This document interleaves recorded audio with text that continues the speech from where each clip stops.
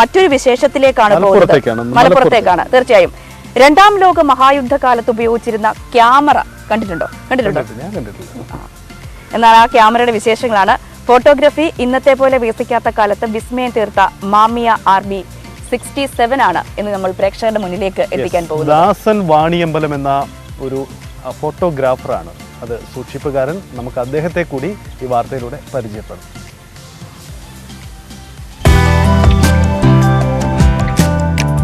ഇത് Kodak company ഇറക്കിയ ആദ്യത്തെ പൊതുജനങ്ങൾക്ക് ഉപയോഗിക്കാൻ വേണ്ടി ഇറക്കിയ ഒരു ക്യാമറയാണ്. ഇത് ഒരു 100 വർഷത്തിൽ കൂടുതൽ പഴക്കമുണ്ട് ഈ ക്യാമറയ്ക്ക്.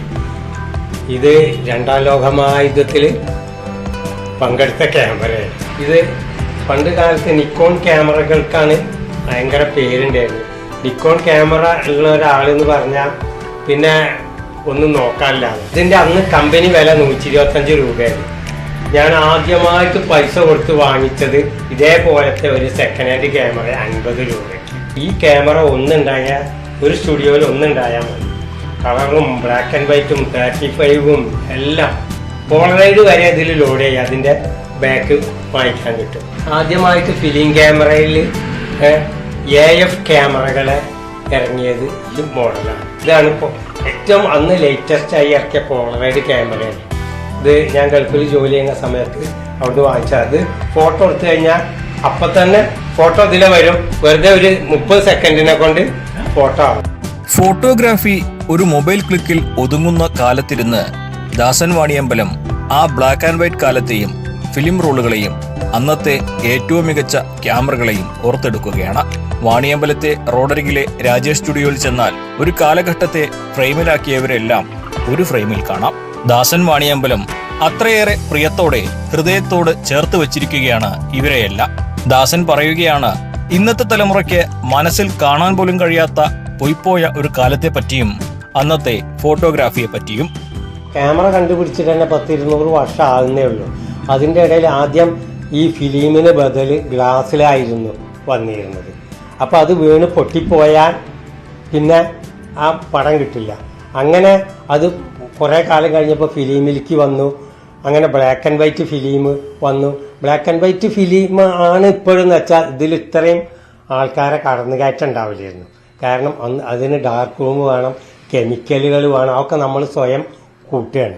ക്വാളിറ്റി സത്യം പറഞ്ഞാൽ കുറയുന്നുണ്ട് എന്നുള്ളത് തന്നെയാണ്.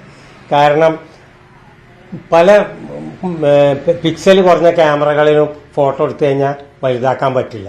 നേരെ മറിച്ച് ഒരു ഫിലിമിൽ ഒരു ഫോട്ടോ ശരിക്കും കിട്ടുകയാണെങ്കിൽ എത്രയും വലുതാക്കാം. ഒരു 35 ഫിലിമാണ് നമ്മൾ സിനിമയിലൊക്കെ എത്ര വലുതായിട്ടാണ് കാണുന്നത്, അതിൻ്റെ എത്ര 10,000 ഇരട്ടി വലുപ്പത്തിൽ. പക്ഷെ അത്ര ഡിജിറ്റൽ ക്യാമറയിൽ വരില്ല, ഫിലിം കിട്ടാനില്ല. ഇപ്പോൾ ഓൺലൈനൊക്കെ ആയിട്ട് കിട്ടുന്നുണ്ട്. അതിന് ഒരു റോളിന് 1,500 രൂപ 2,000 രൂപയൊക്കെയാണ്. 125 രൂപയുള്ളായിരുന്നു. അതിനിപ്പോൾ ഓൺലൈന് 1,600 കിട്ടിയിട്ടും കാര്യമൊന്നുമില്ല. എവിടുന്ന് വാഷ് ചെയ്യുക? ഇപ്പോൾ ഹൈദരാബാദിലുള്ള ഫിലിം സിറ്റിയിൽ മാത്രമേ ഫിലിം വാഷ് ചെയ്യുന്നുള്ളൂ. പഴയ ക്യാമറകൾ സൂക്ഷിച്ചു വെക്കുന്ന ഒരു സാധാരണ സ്റ്റുഡിയോ ഫോട്ടോഗ്രാഫർ അല്ല ഇദ്ദേഹം. നാട്ടിലെ എണ്ണം പറഞ്ഞ വൈൽഡ് ലൈഫ് ഫോട്ടോഗ്രാഫർമാരിൽ ഒരാൾ കൂടിയാണ്. ഇക്കാലത്തിനിടെ ഇദ്ദേഹം പോകാത്ത കാടുകളില്ല, പകർത്താത്ത വന്യജീവികളുമില്ല. വൈൽഡ് ലൈഫ് ഫോട്ടോഗ്രാഫിയിൽ ഞാനൊരു 15 വർഷം കഴിഞ്ഞു. ഞാൻ അധികം യാത്ര ചെയ്യുന്നത് ഈ ബൈക്കിലാണ്. തമിഴ്നാടാണെങ്കിലും കർണാടകയിലാണെങ്കിലും ബൈക്കിലാണ് ഞാൻ അധികം യാത്ര ചെയ്യുന്നത്. എനിക്ക് കാരണം എല്ലാവരും കല്യാണ ഫോട്ടോ ഇവിടെ ഉള്ളതൊക്കെ എടുത്ത് നടന്നപ്പോൾ ഒന്ന് മാറി ചിന്തിച്ചാൽ എന്താണ് എന്നുള്ള ഒരു തോന്നലുണ്ടായതിൻ്റെ പേരിലാണ് ഇങ്ങനെ വൈൽഡ് ലൈഫിലേക്ക് നീങ്ങിയത്. കാടിനെയും ജീവികളെയും ഇത്രയേറെ പകർത്തിയ ഈ ഫോട്ടോഗ്രാഫർ പക്ഷെ ഒന്നു മാത്രം ചെയ്യാറില്ല, കച്ചവടം. അത് ഇദ്ദേഹത്തിന് അറിയില്ല. വിൽക്കുന്ന അത്ര ഇഷ്ടമല്ല. പക്ഷെ പലരും ചോദിച്ചിട്ടുണ്ട്. അവർക്കൊക്കെ വെറുതെ നമ്മളൊരു ഫോട്ടോ അടിച്ചു കൊടുക്കുക എന്നല്ലാതെ പൈസക്കായിട്ട് അത്ര ഇതില്ല.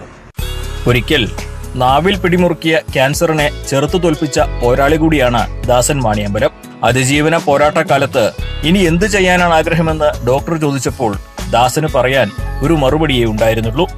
ഡോക്ടറിനോട് ചോദിച്ചു, ഒന്നിങ്ങനെ ശരിയായപ്പോൾ ദാസൻ എന്താണ് ഏറ്റവും വലിയ ആഗ്രഹം എന്ന് ചോദിച്ചു. ഞാൻ പറഞ്ഞു എനിക്കൊന്ന് കാട്ടിൽ പോയാൽ തിരക്കില്ലാന്നുണ്ട്. അപ്പോൾ അതിന് പോകാൻ പറ്റുമോ വെച്ചു. അപ്പം എന്നോട് ഡോക്ടർ ധൈര്യമായിട്ട് നീ പോയിക്കോ, എവിടെ വേണമെങ്കിലും പോയേക്ക്. അവനാൻ്റെ ആഗ്രഹത്തിന് വേണ്ടിയിട്ടല്ലേ നമ്മൾ ജീവിക്കുന്നത്. മൊബൈലിൽ എടുത്ത് എഡിറ്റിംഗ് ആപ്പുകളിലെ മായാജാലം കൊണ്ട് വിസ്മയം തീർക്കാൻ ഇന്നത്തെ കാലത്ത് ആർക്കും സാധിക്കും. എന്നാൽ ദാസൻ വാണിയമ്പലത്തെ പോലെ ഫോട്ടോഗ്രാഫിയെ ജീവശ്വാസമാക്കുക വർത്തമാനകാലത്ത് എളുപ്പമല്ല. അതുകൊണ്ടെല്ലാം നമുക്ക് പറയാം, എല്ലാ അർത്ഥത്തിലും ദാസൻ വാണിയമ്പലം ഒരു വേറിട്ട ഫോട്ടോഗ്രാഫറാണെന്ന്. അഖിലോട്ടുപാറയ്ക്കൊപ്പം CB അനുമോദ്, News 18.